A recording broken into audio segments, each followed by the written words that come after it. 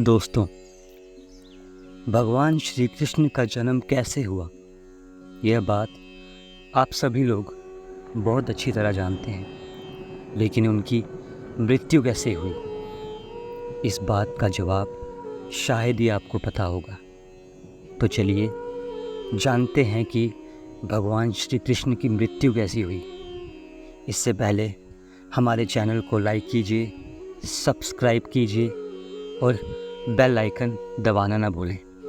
पुराणों में मान्यता है कि भगवान कृष्ण का जन्म 3112 ईसा पूर्व में हुआ था, लेकिन उनका बचपन गोकुल, वृंदावन, नंदगांव, बरसाना और द्वारिका आदि जगहों में बीता था।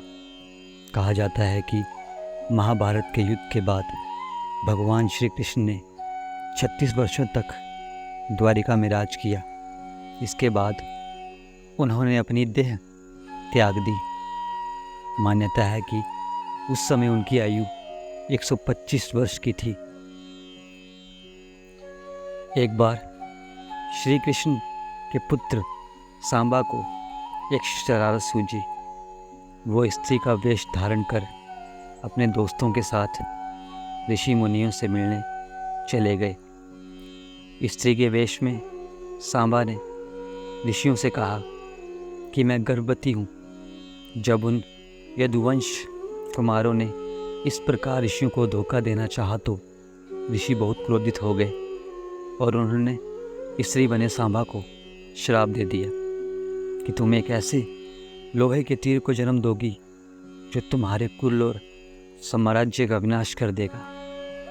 ऋषियों का श्राप सुनकर सांबा बहुत डर गए। उन्होंने तुरंत ये घटना उग्रसेन को बताई, जिसके बाद उग्रसेन ने कहा कि वे तीर का चूर्ण बनाकर प्रभास नदी में प्रवाहित कर दे। इस तरह उन्हें इस श्राप से छुटकारा मिल जाएगा। इसके बाद सांबा ने ऐसा ही किया।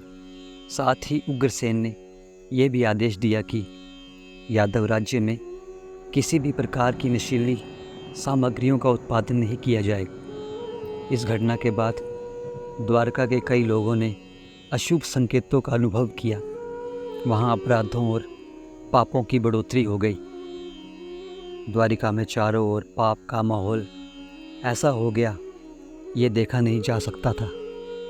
ये देखकर श्री कृष्ण बहुत दुखी हो गए। उन्होंने अपनी प्रजा से ये जगह छोड़कर प्रभास नदी के तट पर जाकर अपने पापों से मुक्ति पाने को कहा। उनकी बात को सब लोगों ने मानकर प्रभास नदी की ओर चलना शुरू किया, लेकिन वहाँ जाकर सब मदिरा के नशे में चूर हो गए और एक दूसरे को मारने और बहस करने लगे। यह लड़ाई इतनी भयंकर थी कि उन्होंने एक दूसरे को ही मार डाला और वह सब मारे गए।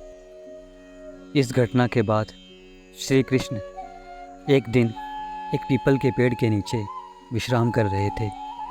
तभी जरा नामक एक शिकारी ने श्री कृष्ण को मृग समझकर दूर से उन पर तीर चला दिया, जिससे वह तीर श्री कृष्ण के पांव में लगा, जिससे उनकी मृत्यु हो गई।